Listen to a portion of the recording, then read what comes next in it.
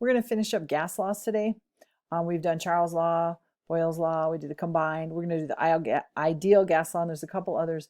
But honestly, we're only covering about not even half the gas laws. There's quite a few, but you'll get the idea. And, again, it's just looking for the variables and putting them in the formula, and it all works. So the next one we're going to look at is called the ideal gas law. And this is where, remember I said the variables can be pressure, volume, N is the number of moles. So this is the first time we're talking about the amount of gas. R is a universal gas constant, so you always use the same number. And then temperature again is in Kelvin. Okay, so they're kind of a combination of Boyle's law and Charles' law and what they call Avogadro's law. That can be part of this. That would be the number of moles. Okay, so when they put them all together, they came up with the ideal gas law.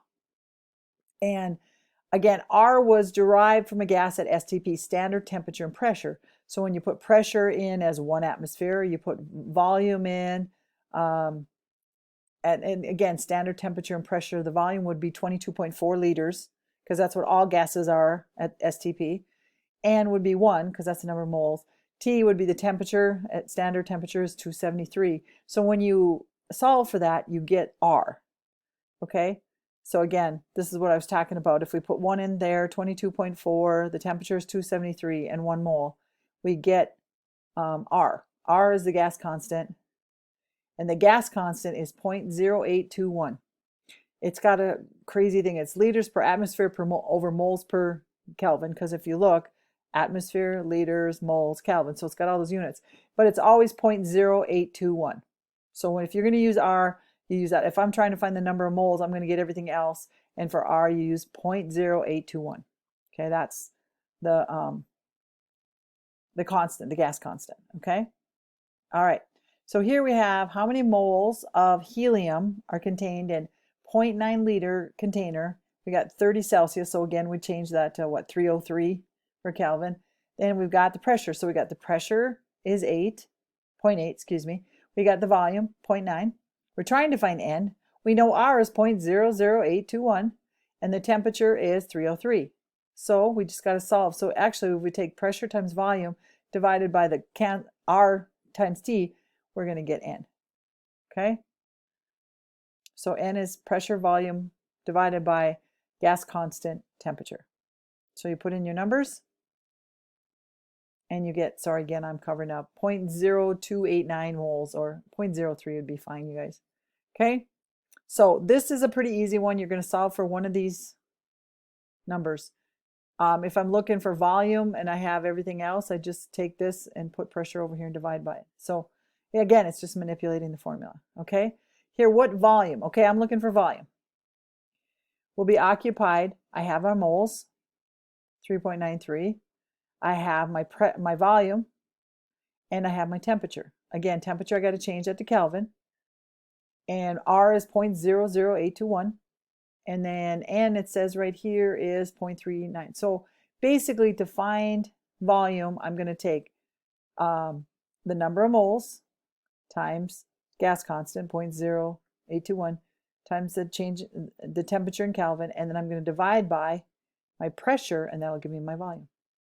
And again, that's just doing simple manipulation of a formula.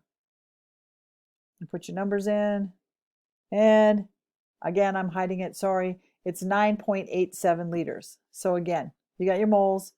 Here's your gas constant, 0.0821. Here's your temperature, change 24, and just add 273 to it. And then you divide by your pressure, and that gives you your volume. Okay? All right, so when we're talking about all these laws, all right, they came from what they call the kinetic molecular theory. Remember, these little molecules are moving really, really, really fast. Okay, so they based a lot of these laws and stuff on the fact that they're really moving pretty quick. So when we're talking about these particles, there's some assumptions we have to make. First of all, that they're tiny particles. N2 is 2 nitrogen atoms together. Hydrogen's even smaller. Oxygen small. They're not very big. When we talk about gases, they're not big molecules. They're usually made out of 2 or 3 atoms. Okay. The distance between the particles is large compared to the particle size. Again, gas particles try to move as far away from each other as possible. So most of the space most of the volume of the space a gas is in is empty, because those particles are moving around so fast that it's kind of like an electron. They move around. The electron cloud is mostly that. It's a cloud. There's a lot of empty space. Okay, the gas particles aren't attracted to each other, because if they did, that would throw off our calculations. And the gas particles move linear in all directions. Okay, so when they hit the wall, container of the wall, they bounce back out in the same direction, so that they're not colliding with each other a lot either.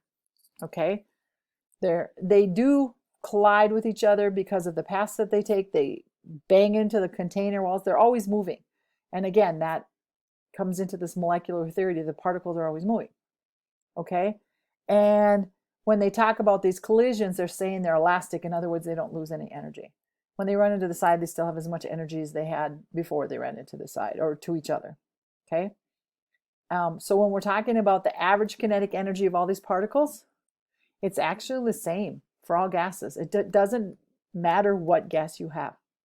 If it's nitrogen or hydrogen or oxygen or methane or whatever, because they follow the same rules the particles do, they actually have the same average kinetic energy, and it doesn't matter how big or little they are. Okay, so this is the kinetic energy formula. I just wanted to show you it. Again, it's based on the particles. We won't do any more. We'll do some ideal gas law problems, but we won't do anything with kinetic energy. So the average kinetic energy is directly proportional to the temperature. When you get the temperature of a gas, you're actually measuring the kinetic energy. All right? So that's where temperature comes from. Temperature is a measure of kinetic energy, how fast the particles are moving. The faster they're moving, the more kinetic energy they have, the warmer they are. Okay? Okay, and that's one of the assumptions when we talk about these laws. We're talking about our ideal gases. These ideal gases have certain things, like they're small, they're moving around fast, like all these kinetic energy things. Okay, real gases typically behave like ideal gases, but sometimes they can change over really high temperatures or really low temperatures and things like that. Okay, so we try to think that all the gases act like what they call ideal gases, but there's some situations where they don't follow the rules. Okay, conditions where they deviate. In other words, they don't act like they should. If they have that really small volume and they're super high pressure, the particles are so small that they start to act, or the particles don't start to behave independently. They kind of cluster. Okay, and that's because they're really forced together. The higher the pressure, when you don't have them, they're going to get squished really tight. So they're not acting independent anymore because they don't have enough room to be independent. Okay, low temperatures, kind of the same deal. They're not going to move around as fast. So there's going to be more attraction between them because they're going to be closer together.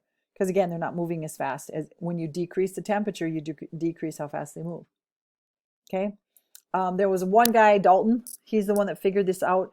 What he did was if you take a mixture of a bunch of partial pressures of gas and put them together, if you want to figure out what the total pressure is, you just add them together. Okay, so each gas behaves independently in the mixture. So if you want to figure out the total pressure, he called it as partial pressure. So if you have, all these pressures right here, you just add them all together. They each have their own individual pressure, and the total is just going to be them added. Nothing tricky there, okay? So that's Dalton's law, and it's partial pressures. And really what it means is when you got a mixture of gases, if you take each individual pressure of the gas and add them together, you're going to get the mixture of the whole, or the pressure of the whole. Okay, that's Dalton's partial pressures. Okay, so if we have a sample of oxygen gas that's collected over water at 22 degrees Celsius, and again, we'd have to change that, and 662 torr, what is the partial pressure of the gas? Again, here's our pressures at atmosphere, and here's the atmosphere, and here's the water. Okay, if we're trying to figure out now, because the oxygen and the water together make up the atmosphere, well, if we're trying to find the oxygen and we know the total and we know just the individual water, it's kind of like when we're finding neutrons, and we know what the total is and we know what the proton's on to get this. So if I'm trying to find the oxygen, I know the total, I know the water, so if I subtract these two, I'll get the oxygen. So they're up here, 662 and 98. You just subtract them. Not too complicated, okay? All right. The density of gases, remember, is super, super, super, super low. The particles are as far apart from each other as possible. They tend not to use, like most of the time we use density of liquids and solids, it's grams per milliliter. With a gas, it's grams per liter because they're just, they're really spread out. So that standard unit is a little bit different. Okay. Find it, it's mass divided by volume. The density of gas at STP is related to its molar mass, how much it, when you add up the numbers. Okay. So if I'm trying to figure out the molar mass of a gas, let's say it's nitrogen. Well, nitrogen is N2, so nitrogen's 14 and there's two of them, that would be 28. That would be its molar mass. So I take 28 and I divide by all gases, their volume at STP is 22.4. That number never changes. Okay? Okay. So the gas densities have to be at a specific temperature. Okay? If we're talking about STP, that's 273. Okay, and that's a function of Charles' law. We already talked about Charles' law. Okay, so, they're going to give me chlorine. Calculate the density of chlorine gas at STP. Okay, so the molar mass of chlorine, okay, that's 2 chlorine added together. Chlorine is 35.5. I guess we'd say 71 if you want to go with 70.9, that's fine. That's its molar mass, so we put that in there. So we take this divided by 22.4. Okay, that's all you have to do. So if you want to figure out the density of a gas, you take its molar mass and divide by 22.4. All right, and again, the molar mass is how much does it weigh. Okay, and again, gas densities can be very low because they're really cruising, you guys. Okay, so that's it. We are done with this chapter's notes.